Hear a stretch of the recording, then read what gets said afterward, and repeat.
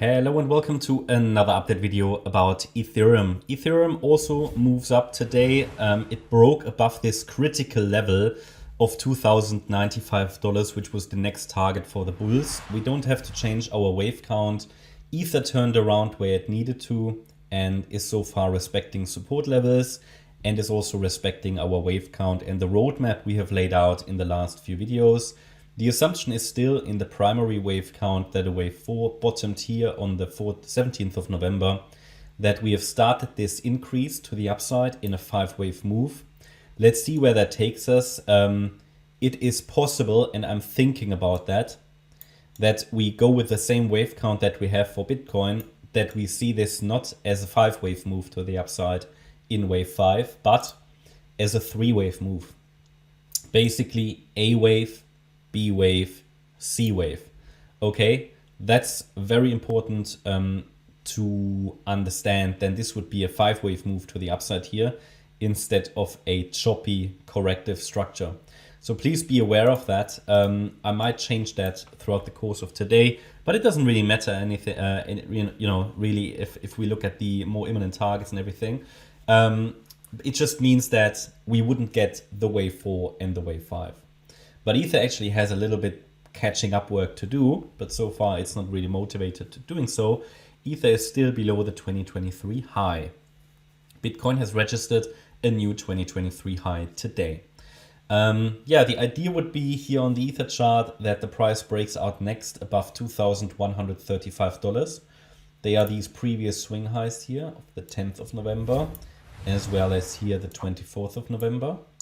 And if we go to the left, probably need to go to the higher time frame. So, and you see that this is also the area from April. Okay, so it's basically the 2023 high area.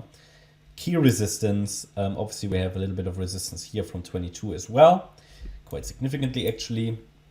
Yeah, and there's no way around it. Ether needs to break above these levels, round about 2,135 to 2,150.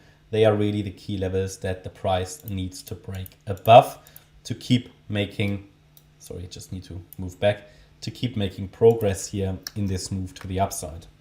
It still has a little bit of room to go, okay? So obviously in the wave count that I am presenting here, this will be a rocky road to the upside, but it can develop in different ways. So if the third wave is corrective, because we're dealing with an ending diagonal here, then we have to be ready for frequent pullbacks, okay? Pullbacks where you don't necessarily expect them in an impulse. So again, it will be a rocky road if we move any higher. Going higher would be part of the scenario.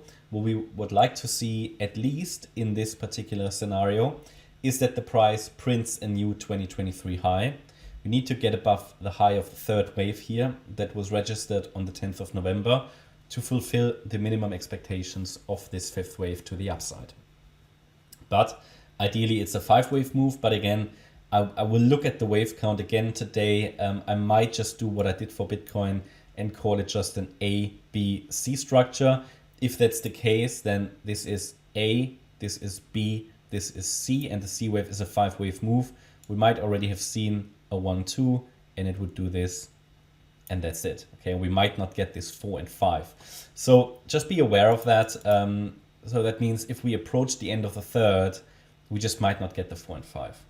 For now, the trend is up. The price followed the support levels, respected the support levels, broke above 2,095, which was the next critical level to get above, and 2,135 is next.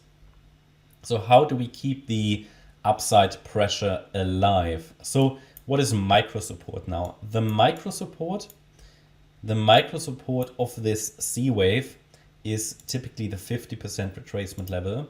So I would like to see the price stay above $2,065 now to maintain upside pressure in wave C.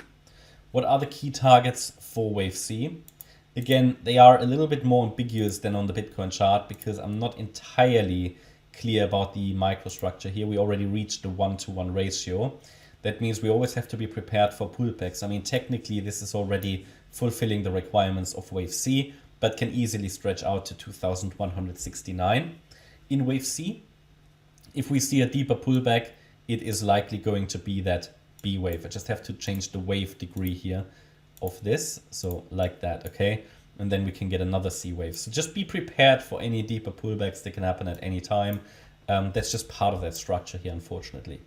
Yeah, that's my update about ETH. I hope you liked the update. If you did, please hit the like button, leave a comment and subscribe. And if you really like the content, then please check out the channel membership. Thanks a lot for watching. Bye-bye.